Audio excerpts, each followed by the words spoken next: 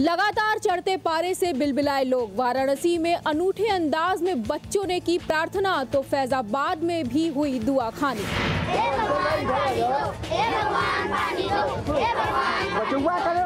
कुछ इसी अंदाज में ये बच्चे इंद्रदेव को मनाने की कोशिश में लगे हैं। सूरज आग बरसा रहा है। यूपी में पारा 44 डिग्री के पार चला गया है। अघोषित बिजली कटौती और लगातार बढ़ते पारे ने जिंदगी को दुश्वार कर दिया है। इस दुश्वारी से निजात पाने के लिए 80 घाट पर बच्चों की ये फौज उमड़ी और रूठे हुए बादलों को मनाने के लिए पारंपरिक अंदाज में प्रार्थना की। कहते हैं बच्चों की प्रार्थना में बड़ा असर होता है और भगवान उनकी पुकार जल्द सुनते हैं। उम्मीद की जा रही है कि बच्चों के ये करुण पुकार भगवान जरूर सुनेंगे। उधर फैजाबाद में भी गर्मी से निजात पाने और झमाझम बारिश की खातिर दुआखानी का दौर चला। फटे पुराने कपड़े पहने नंगे पांव और नंगे सिर नमाजियों ने अपने गुनाहों से तौबा की और अल्लाह ताला से बारिश के लिए दुआ की। इन नमाजियों में बड़ी संख्या बच्चों और बुजुर्गों की थी। धर्म गुरुओं का मानना है कि इनकी दुआएं जल्दी असर करती हैं। जुलाई शुरू हो गया है और बादलों का दूर दूर तक कोई पता नहीं है। ऐसे में तो सिर्फ दुआओं और प्रार्थनाओं पर ही उम्मीद टिकी है। आगरा जिले के लोगों पर इन दिनों तिहरी मार पड़ रही है। एक तरफ भीषण गर्मी और तापमान 45 डिग्री सेल्सियस तक है और जो तापमान है वो कम होने का नाम नहीं ले रहा है। दूसरी तरफ जो मानसून है उसके आने की अभी कोई संभावना यहाँ पर नहीं है। मौसम विभाग ने ये बात साफ कर दी है कि मानसून अभी आसपास भी नहीं दिख रहा है। इसके बाद जो सबसे बड़ी समस्या है वो बिजली कटौती की है। आगरा शहर में लगभग 12 घंटे की बिजली कटौती हो रही है। कोई समय निश्चित नहीं है, जिसकी वजह से लोगों को खासी परेशानी का सामना करना पड़ रहा है। कैमरामैन सर्वोत्तम सिंह के साथ परवेज सागर, महुआ न्यूज लाइन, आगरा। 44 डिग्री की झुलसती गर्मी के बीच सहारनपुर के लोग तोड़ रहे हैं नियम कानून। सिंचाई विभाग के आदेशों से बेपरवाह यमुना की सहायक नहर में लगा रहे हैं गोता।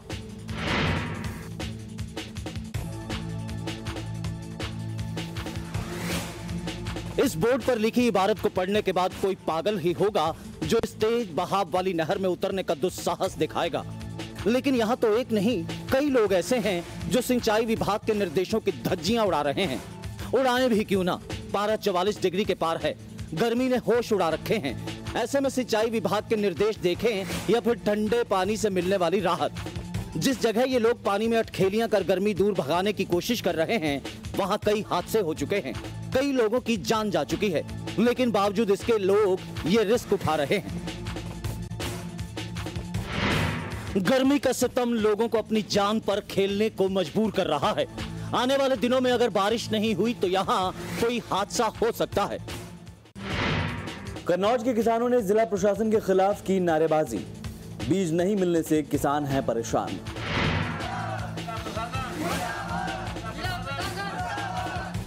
जिला प्रशासन के खिलाफ नारेबाजी करते ये कन्नौज के किसान हैं जो अलग अलग गांव से यहां इकट्ठा हुए हैं।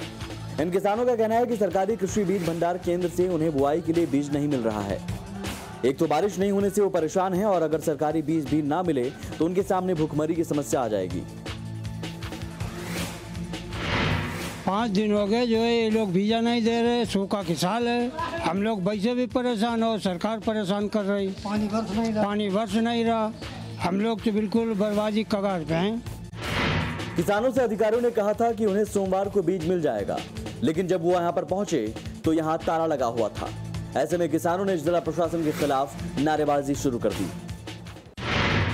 यूरोपियन फुटबॉल का किंग बना स्पेन। फाइनल फाइट में इटली को पांव तले रौंदा।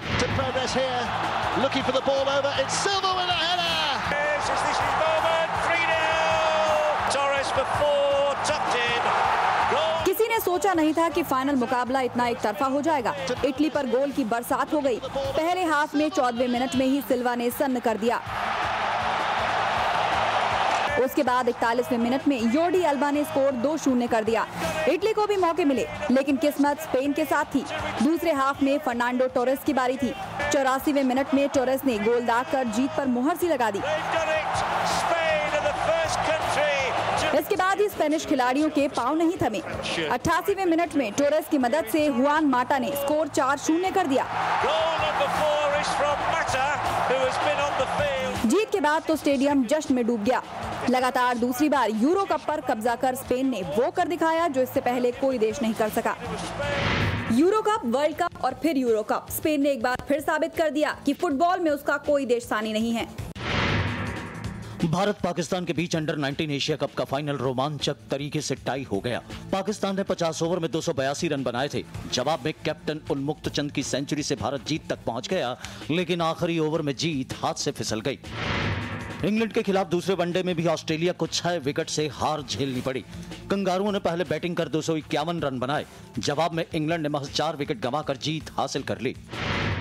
वेस्ट इंडीज ने न्यूजीलैंड को दूसरे T20 मुकाबले में भी धो दिया। वेस्ट इंडीज ने क्रिस गेल के शानदार 53 रनों की बदौलत 178 रन का टारगेट दिया था, लेकिन न्यूजीलैंड की पूरी टीम 112 रन पर ही ढेर हो गई। भारत ने NRI कारोबारी लक्ष्मी मित्तल को आड़े हाथ लिया। स्टील मिनिस्टर बेनी प्रसाद वर्मा ने कहा कि मित्तल को देश की छवि खराब करने से बाज आना चाहिए। हाल ही में मित्तल ने नीतियों पर सवाल उठाए थे। अमेरिका के अटलांटिक तट पर बवंडर ने भयंकर बर्बादी फैलाई। इसमें हजारों मकानों को नुकसान पहुंचा। वहीं पूरे इलाके में बिजली भी गुल हो गई। 6 लोगों के मारे जाने की भी खबर है। तूफान ने कई राज्यों को चपेट में लिया। सीरिया में सत्ता परिवर्तन और शांति बहाली पर सहमति बन गई। जिनेवा में हुई बैठक में अंतरिम सरकार बनाने के प्रस्ताव को मंजूरी मिली। अमेरिका को असद को हटाने की मांग छोड़नी पड़ी, जिसके बाद ही रूस राजी हुआ। विंबलडन में कबूतरों को भगाने वाला बाज चोरी होने के बाद फिर मिल गया। रूफस नाम का बाज 2 दिन पहले गायब हो गया था। बाद में इसे घायल हालत में एक मेडिकल सेंटर पर पाया गया। फिल्म क्या सुपर कूल है हम के 2 मिनट 24 सेकंड के प्रोमो में एडल्ट जोक्स की भरमार। सेंसर बोर्ड ने लगाया एडल्ट का ठप्पा, तो यूट्यूब पे जारी हुआ प्रोमो। ऐसी ही फिल्में युवा पीढ़ी को बिगाड़ती हैं। इसे सिनेमा जगत का ब्लैक फ्राइडे कहा जाएगा। टाटा सरकार क्या कर रही है? हम इसके खिलाफ आंदोलन करेंगे। ऐसी फिल्में युवा पीढ़ी पे कलंक है। हम कहते हैं इन दोनों को बैन करो। 2 मिनट 24 सेकंड के इस ट्रेलर में 7 बेहद डर्टी जोक्स हैं। तुषार कपूर कह चुके हैं कि उनकी ये फिल्म बच्चों के देखने के लिए नहीं है। इतना ही नहीं, रितेश देशमुख ने तो ये तक कह दिया था कि फिल्म के रिलीज के बाद उन्हें देश छोड़कर भागना पड़ सकता है। अपनी तो फुल लग गई डूड। डर्टी जोक्स के चलते सेंसर बोर्ड ने इसे A सर्टिफिकेट दिया, तो बालाजी मोशन पिक्चर्स को इसे YouTube पर जारी करना पड़ा। तुम लड़की में सबसे पहले क्या देखते हो? तो डिपेंड करता है ना, लड़की आ रही है। क्या सुपर कूल है हम अपने डर्टी डायलॉग्स और प्रमोशनल स्ट्रेटजी को लेकर पहले से ही चर्चा में है। अब देखना ये है कि ये फिल्म दर्शकों को कितना पसंद आती है। फिल्म जिस्म 2 का दूसरा गाना भी हुआ रिलीज। इंटरनेट पर जमकर देखा जा रहा है हॉटी नॉटी गाना।